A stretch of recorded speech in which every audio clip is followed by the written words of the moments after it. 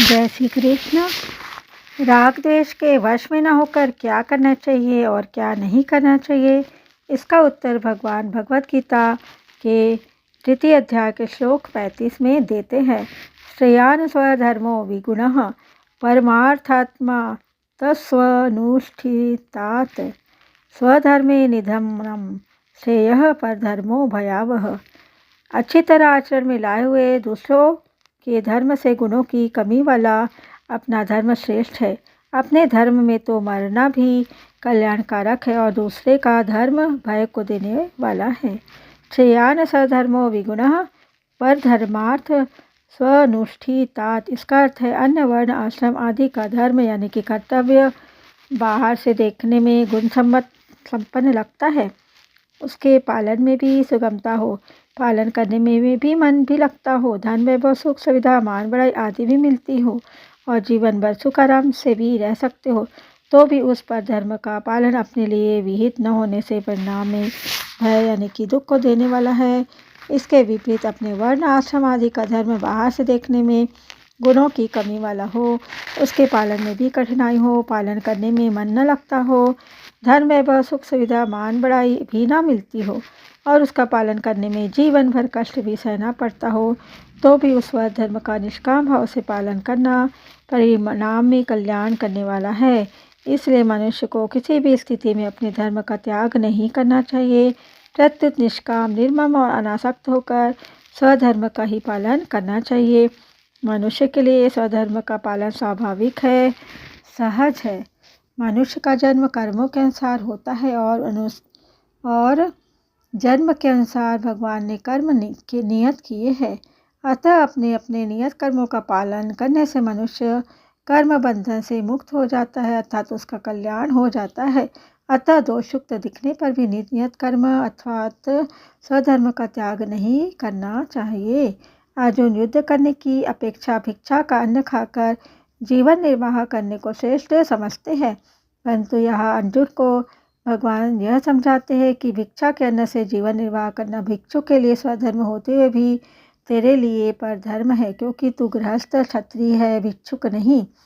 पहले अध्याय में भी जब अर्जुन ने कहा कि युद्ध करने से पाप ही लगेगा, पाप में वाश्रयेत, तब भी भगवान ने कहा कि धर्ममय युद्ध न करने से तू स्वधर्म और कीर्ति को खोकर पाप को प्राप्त होगा।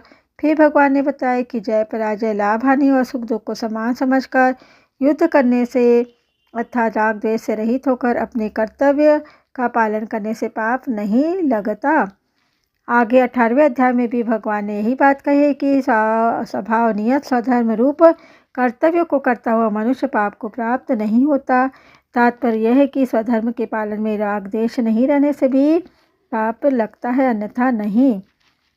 राग द्वेष से रहित होकर स्वधर्म का भली भांति आचरण करने से समता का अनुभव होता है और समता का अनुभव होने पर दुखों का नाश होता है। इसलिए भगवान बार बार अर्जुन को राग द्वेष से रहित होकर युद्ध रूप स्वधर्म का पालन करने पर जोर देते हैं। भगवान अर्जुन को मानो यह समझाते हैं कि क्षत्रिय कुल में जन्म होने के कारण छात्र धर्म के नाते युद्ध करना तुम्हारा कर्तव्य है, स्वधर्म है। अतः युद्ध में जय पराजय लाभ हानि और सुख दुख को समान देखना है और युद्ध रूप क्रिया का संबंध अपने साथ नहीं है, ऐसा समझकर केवल कर्मों की आसक्ति मिटाने के लिए ही कर्म करना है। शरीर इंद्रिया मन बुद्धि पदार्थ आदि अपने कर्तव्य का पालन करने के लिए ही है। वर्णाश्रम आदि के अनुसार अपने अपने कर्तव्य का निस्वार्थ भाव से पालन करना ही स्वधर्म है। आस्तिक जन जिसे धर्म कहते हैं उसी का नाम कर्तव्य है। स्वधर्म का पालन करना अथवा अपने कर्तव्य का पालन करना एक ही बात है। कर्तव्य उसे कहते हैं जिसको सुगमतापूर्वक कर सकते हैं, जो अवश्य करने योग्य है और जिसको करने पर जो प्राप्तव्य है ना, उसकी प्राप्ति अवश्य होती है। धर्म का पालन करना सुगम होता है क्योंकि यह कर्तव्य होता है। यह नियम है कि केवल अपने धर्म का ठीक ठीक पालन करने से मनुष्य को वैराग हो जाता है। केवल कर्तव्य मात्र समझकर धर्म का पालन करने से कर्मों का प्रवाह प्रकृति में चले जाता है और इस तरह अपने कर्मों का संबंध नहीं रहता। अब हम अर्थ देखेंगे।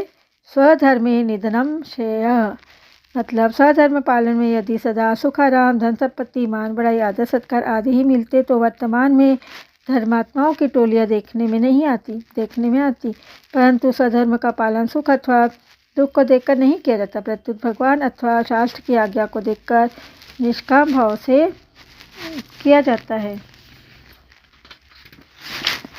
इसलिए स्वधर्म अर्थात कर्तव्य का पालन करते हुए यदि कोई कष्ट आ जाए तो वह कष्ट भी उन्नति करने वाला होता है। वास्तव में वह कष्ट नहीं होता, अपितु तप होता है। उस कष्ट से तप की अपेक्षा भी बहुत जल्दी उन्नति होती है, कारण कि तप अपने लेके जाता है और कर्तव्य दूसरों के लिए जानकर किए गए तप से उतना लाभ नहीं होता जितना लाभ स्वतः आए हुए कष्ट रूप तप से होता है। जिन्होंने स्वधर्म पालन में कष्ट सहन किया और जो स्वधर्म का पालन करते हुए मर गए, वे धर्मात्मा पुरुष अमर हो गए। लौकिक दृष्टि से भी कष्ट आने पर ही अपने धर्म पर डटा रहता है, उसकी बहुत प्रशंसा और महिमा होती है।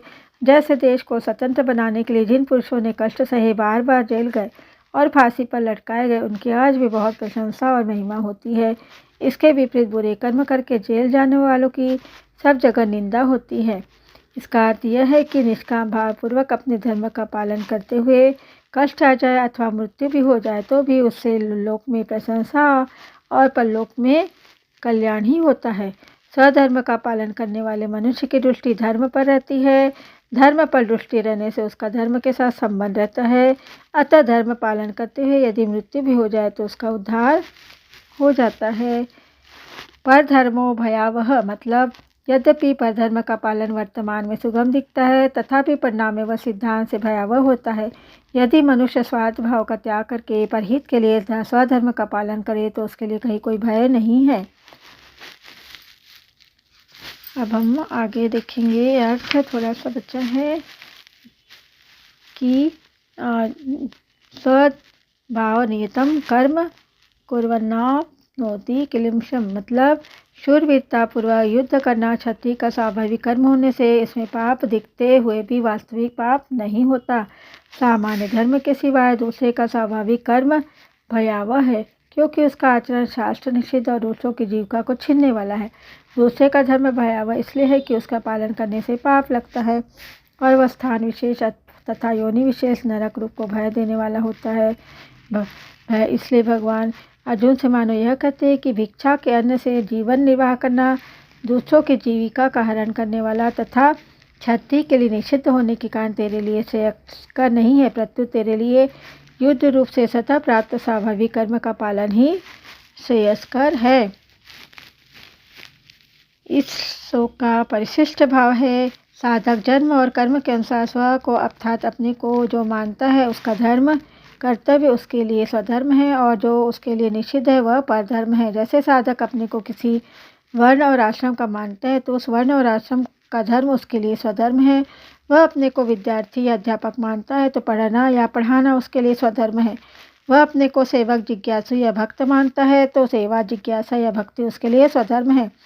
जिसमें दूसरे के अहित का अनिष्ट का भाव होता है वह चोरी हिंसा आदि कर्म किसी के भी स्वधर्म नहीं है, प्रत्युत कुधर्म अर्थात अधर्म है। निष्काम भाव से दूसरों के हित के लिए कर्म करना कर्मयोग स्वधर्म है। स्वधर्म को ही गीता में सहज कर्म स्वकर्म और स्वभावज कर्म नाम से कहा गया है। कर्तव्य के विरुद्ध कर्म करना ही अकर्तव्य है और कर्तव्य का पालन न करना भी अकर्तव्य है। जय श्री कृष्ण। राधे राधे।